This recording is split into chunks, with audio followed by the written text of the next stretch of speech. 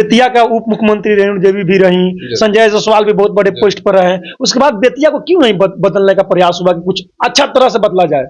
देखिए, अगर आप पूरे बिहार को घूमेंगे ना, अभी तो मनीष कश्यप जी आने वाले थे बेतिया लोकसभा से, अभी बीजेपी में शामिल हो गए। ऐसा क्या हुआ? क्या आप लोग बीजेपी के जो पार्टी से डर गए कि उनको मिलाना पड़ेगा? देखिए मनीष कश्यप जी पार्टी में शामिल हुए। चंपारण में कितना रोजगार दिलवाएगा? देखिए, अगर जिस क्षेत्र में हम लोग काम कर रहे हैं वो अगर संपूर्ण तरीके से फलीभूत होता है तो 1.5 से 2 लाख तो डायरेक्ट रोजगार और 2 लाख इनडायरेक्ट रोजगार, मतलब मोटा मोटा 4 लाख लोगों को रोजगार। मैं मुख्यमंत्री थोड़े ना हूँ, मैं तो उप मुख्यमंत्री हूँ। जिस दिन मैं मुख्यमंत्री बनूंगा उस दिन ना रोजगार दूंगा, ये था ना उनका स्टेटमेंट। तो उनका तो कलम ही खो जाता है। आज तक पूरा भारत इस बात को नहीं जाना कि विपक्ष का प्रधानमंत्री का चेहरा कौन है। यहां तो हमें पता है ना कि हमारे प्रधानमंत्री के चेहरा मोदी जी हैं, लेकिन विपक्ष का चेहरा है कौन? किसको वोट देंगे?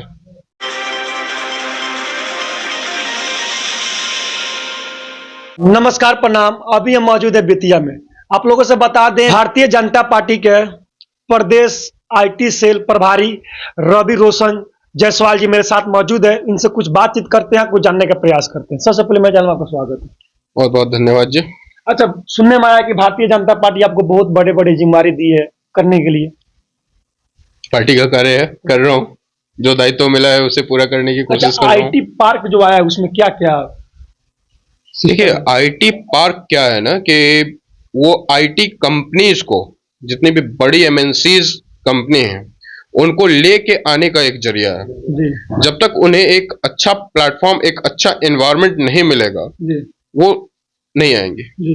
और आपको पता है आईटी एक ऐसा सेगमेंट है जिसमें सबसे ज्यादा रोजगार है। आज के डेट में आप जहां भी देखें, बैंगलोर देख लीजिए, हैदराबाद देख लीजिए, नोएडा देख लीजिए, गुड़गांव देख लीजिए, जहां भी देखिए आईटी कंपनीज ही हैं जो सबसे ज्यादा रोजगार क्रिएट किए हैं। और वही कोशिश हमारी बिहार में है। अरे कितना रोजगार आप दिलाइएगा बिहार में? चंपारण में कितना रोजगार दिलवाइएगा? देखिए, अगर जिस क्षेत्र में हम लोग काम कर रहे हैं वो अगर संपूर्ण तरीके से फलीभूत होता है तो 1.5 से 2 लाख तो डायरेक्ट रोजगार और 2 लाख इनडायरेक्ट रोजगार, मतलब मोटा मोटा 4 लाख लोगों को रोजगार मिल रहा है। अच्छा, भारतीय जनता पार्टी में मिलकर आप कैसे महसूस करते हैं? देखिए, कार्यकर्ता बेस्ड पार्टी है, कैडर बेस्ड पार्टी है, और ऑब्वियस सी बात है युवाओं को जो महत्वपूर्ण जिम्मेदारी देती है भारतीय जनता पार्टी, वो दूसरे पार्टियों की तरह नहीं है कि आपके पास पद है, आपके पास पैरवी है और आपके पास आपके आगे जो हमारे माननीय प्रधानमंत्री जी हमेशा कहते हैं परिवारवाद वाला सिस्टम यहाँ नहीं है।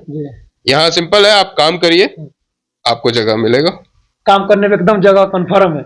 बिल्कुल। अभी तो मनीष कश्यप जी आने वाले थे बेतिया लोकसभा से, अभी बीजेपी में शामिल हो गए। ऐसा क्या हुआ? क्या आप लोग बीजेपी के जो पार्टी से डर गए कि उनको मिलाना पड़ेगा? देखिए मनीष कश्यप जी पार्टी में शामिल हुए हैं तो ये सवाल आपको मनीष कश्यप जी से पूछना चाहिए। भारतीय जनता पार्टी तो स्वागत करने के लिए आप भी करता ना है, बीजेपी का भी वो भी कार्यकर्ता है, मनीष कश्यप जी भी कार्यकर्ता है। मदन मोहन तिवारी भी चुनाव लड़ने वाले हैं, संजय जायसवाल भी हैं। लोग कहते हैं कि संजय जायसवाल अपने बेतिया लोकसभा के लिए कुछ भी नहीं किए हैं, बहुत चर्चा चल रहा है। क्या लगता है इस बार चुनाव जीतेंगे? मेडिकल कॉलेज, रेलवे लाइन डबलीकरण, विद्युतीकरण, उसके बाद आपका एक्सप्रेसवेज, बिहार का पहला एक्सप्रेसवे आपके बेतिया को मिला है। इससे बड़ी बात और क्या हो सकती है? एक्सप्रेसवे मिला, सही बात है। मान लीजिए बेतिया का उप मुख्यमंत्री रेणु देवी भी रही, संजय जायसवाल भी बहुत बड़े पोस्ट पर रहे। उसके बाद बेतिया को क्यों नहीं बदलने का प्रयास हुआ कि कुछ अच्छा तरह से बदला जाए? देखिए, अगर आप पूरे बिहार को घूमेंगे ना, जैसे मुझे एक जिम्मेदारी दी गई है प्रदेश आईटी सेल प्रभारी की, और चुनाव में मैं पूरे बिहार में घूम रहा हूँ, ठीक है। हमारी एनडीए की सरकार है, उसके बावजूद भी बेतिया में जितना डेवलपमेंट हुआ है इतना डेवलपमेंट आप दूसरे किसी शहर में जाएंगे तो नहीं मिलेगा। अच्छा, बहुत चर्चा चल रहा है कि आप भी आने वाले विधानसभा चुनाव में चुनाव लड़ने वाले, क्या सच्चाई है? जनता बहुत चर्चा चल रहा है आपका भी। देखिए, वो तो पार्टी को निर्णय लेना है, वो निर्णय पार्टी का होता है। हम लोग जमीनी कार्यकर्ता हैं, हमारा काम है जमीन पे कार्य करना, हम लोग कार्य कर रहे हैं। क्या लगता है मेहनत करने वालों को पार्टी टिकट देगा? ऐसे बहुत सारा टिकट सुनने में आता है कि बिक जाता है, बहुत सारे लोग। भारतीय जनता पार्टी में ऐसा कुछ नहीं होता है। ये सब परिवारवाद वाली जो पार्टियां हैं ये उनका काम है, टिकट बेचना, नौकरी के लिए जमीन हड़पना, ये सब काम परिवारवादी पार्टियां करती हैं, ये हमारा काम नहीं है। अच्छा, अभी अगर संजय जायसवाल जी चुनाव जीतते हैं तो क्या नया क्या रहेगा, उनका योजना क्या रहेगा, क्या क्या देंगे चंपारण को? देखिए ऑलरेडी घोषणा पत्र आ चुका है, पार्टी का घोषणा पत्र आया हुआ है। जी। आप उसमें देखेंगे तो रोजगार से लेके व्यापार से लेके हर चीज पे उस पे चर्चा हुआ है। घोषणा पत्र तो ऐसा लोग जारी कर देते हैं, जो बहुत सारे नेता जारी करते हैं, उसके बाद घोषणा पत्र को कौन देखता है? भारतीय जनता पार्टी का घोषणा पत्र 85% फुलफिलिंग वाला घोषणा पत्र है। अब तक की जितनी भी सरकारें रही हैं भारत में, किसी ने भी उतना स्ट्राइक रेट नहीं दिया है जो भारतीय जनता पार्टी की सरकार ने दिया है। तभी इसे कहते हैं मोदी की गारंटी, और मोदी की गारंटी का मतलब गारंटी पूरी होने की पूरी गारंटी। अच्छा, क्या आपको लगता है बीजेपी में नीतीश कुमार ज्वाइन हुए हैं, जदयू ज्वाइन हुई है, क्या इससे नुकसान होगा कि बीजेपी का फायदा होगा? देखिए ये सारा निर्णय केंद्रीय नेतृत्व लेता है, और ऑब्वियस सी बात है नीतीश जी हमारे आज के सहयोगी तो है नहीं। पिछला 17 सालों से तो बिहार में सरकार चल रहा है, और स्थापना काल से नीतीश जी की पार्टी के स्थापना काल से वो हमारे साथ हैं, एनडीए के साथ हैं। बीच में वो 2-3 बार गए थे, जिसका उनको भी पछतावा है। वो हर मंच से भी इस बात को बोल रहे हैं कि हम 2 बार के लिए गए और 2 बार मौका दिया, और दोनों ही बार इन्होंने गलत करना शुरू कर दिया, और उन्होंने खुल के बताया मंच से कि क्या गलत करना शुरू कर दिया। तो इस वजह से वो छोड़ के आए। बहुत सारे लोग ऐसे बता रहे हैं कि पार्टी के नाम पर लोग आकर वोट ले रहे हैं, हम लोग को देने का मर्जी नहीं है, फिर बीजेपी के नाम पे हम लोग दे रहे हैं वोट। देखिए ये लोकसभा का चुनाव है, जी। विधानसभा का जब चुनाव होता है तो वो क्षेत्रीय चुनाव होता है, लोकल चुनाव होता है।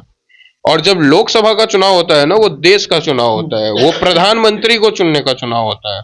उसमें ऐसा नहीं है कि आपको मुख्यमंत्री चुनना है या विधायक चुनना है, आप प्रधानमंत्री को चुन रहे हैं।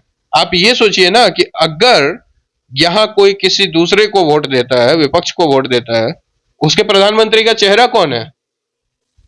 आज तक पूरा भारत इस बात को नहीं जाना कि विपक्ष का प्रधानमंत्री का चेहरा कौन है। यहां तो हमें पता है ना कि हमारे प्रधानमंत्री के चेहरा मोदी जी हैं, लेकिन विपक्ष का चेहरा है कौन? किसको वोट देंगे? भारतीय जनता पार्टी कितना सीट निकालेंगे इस बार इंडिया में? बार 400 पार। 400 पार, बिल्कुल। दो चरण वादा कर रहे हैं जनता से। बिल्कुल, 2 चरण का चुनाव हो चुका है जी। आने वाले 5 चरण और बचे हुए हैं। और इसमें देखिए हम लोग जो करते हैं ग्राउंड पे काम करते हैं, और मोदी जी का भरोसा जो है ना वो जनता के बीच में है। जो कार्य मोदी जी ने किया है, गरीब हर वर्ग के लिए उन्होंने काम किया है। ऐसा नहीं है कि भारतीय जनता पार्टी जाति धर्म संप्रदाय देख के काम करती है। हमने आवास योजना दिया, हमने धर्म जाति नहीं देखा, हमने सबको दिया। उज्ज्वला योजना देखा, हमने ये नहीं, उज्ज्वला योजना में हमने ये नहीं देखा किस धर्म का है किस संप्रदाय का है, हमने सबको दिया। उसी तरीके से अगर हम आ जाते हैं इज्जत घर, हमने सबको दिया। तो हम लोग धर्म संप्रदाय जाति देख के काम नहीं करते, हम सबका साथ सबका विकास सबका विश्वास और सबका प्रयास लेके चलने वाले लोग हैं। इतने सारे नेता बड़े बड़े वादा कर रहे हैं। तेजस्वी यादव जी हैं, बहुत बड़े वादा किए हैं कि हम इस बार अगर जीते तो 20 लाख रोजगार देंगे, इतना देंगे। क्या उनका तो कलम ही खो जाता है ना, रोजगार देने वक्त तो उनका कलम ही खो जाता है तेजस्वी जी का। जिस समय उनसे रोजगार मांगने बच्चे गए थे, जिस शिक्षक बहाली का वो क्रेडिट ले रहे हैं, जिस समय बच्चे गए थे गांधी मैदान से उनके पास, उन्होंने क्या कहा था? मैं मुख्यमंत्री थोड़े ना हूं, मैं तो उप मुख्यमंत्री हूं। जिस दिन मैं मुख्यमंत्री बनूंगा उस दिन ना रोजगार दूंगा, ये था ना उनका स्टेटमेंट। तो उनका तो कलम ही खो जाता है, तो वो क्या रोजगार देंगे? वो स्वास्थ्य मंत्री थे ना अपने कार्यकाल में, कितना रोजगार दिया उन्होंने? एक नौकरी नहीं दी उन्होंने स्वास्थ्य विभाग में, रिकॉर्डेड डेटा है, एक नौकरी नहीं दी। तो किस रोजगार की बात कर रहे हैं तेजस्वी जी? अच्छा, आपको अगर बीजेपी टिकट देती है विधानसभा में तो क्या कीजिएगा अपने विधानसभा के लिए, बेतिया के लिए? बहुत कार्य है करने को, परंतु वो बाद का बात है। पार्टी टिकट देगी नहीं देगी वो भविष्य का विषय है, वो पार्टी का विषय है। हम लोग एक कार्य करते हैं, उसके पहले हम लोग बिहार में, मेरी ये कोशिश है कि बेतिया विधानसभा में बिहार का पहला प्राइवेट आईटी पार्क हो।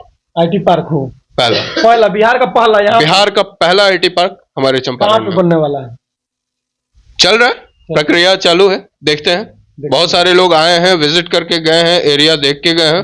अब देखते हैं कि कितना जल्दी वो फलीभूत होता है। तो चुनाव को लेकर नहीं ना बोल रहे हैं कि चुनाव आने वाला है? नहीं नहीं, देखिए ये सारी चीजें जो है ना, ऐसा नहीं होता है कि आज आप चाहेंगे और आज हो जाएगा। इतनी बड़ी इन्वेस्टमेंट, 1000 करोड़ 1500 करोड़ रुपए की इन्वेस्टमेंट लाने के लिए आप एक दिन में और एक महीने में नहीं ला सकते हैं। उसके लिए आपको वर्षों का मेहनत लगता है, और ऐसा नहीं है कि हम लोग आज से काम कर रहे हैं। आप खुद सोचिए ना, 1500 करोड़ रुपए अगर कोई आके आपके क्षेत्र में इन्वेस्ट कर रहा है, तो वो एक दिन में आपके एक कहने पे लाके नहीं कर देगा, इसके लिए वर्षों मेहनत करनी पड़ती है। बहुत सारा जनता बहुत दिन से आवाज उठा रहे हैं कि चंपारण में एयरपोर्ट बनना चाहिए, आज तक एयरपोर्ट नहीं बना। आपका चनपटिया वाला चीनी मिल नहीं चालू हुआ। देखिए रक्सौल के लिए तो ऑलरेडी चल रहा है, प्रक्रिया में है, उड़ान योजना के अंदर उसके लिए माननीय सांसद जी ने भी 2-3 बार प्रयास किया है, जमीन अधिग्रहण और भी बहुत सारी चीजें हैं जो उस पे कार्य चल रहा है। बहुत जल्दी अभी कार्य सफल होगा। बिल्कुल बिल्कुल। अभी मेरे साथ रवि रोशन जायसवाल जी थे, इनके साथ मेरा प्रयास कैसा लगा आप लोग कमेंट बॉक्स में जरूर बताइएगा। जब तक के लिए जय हिंद।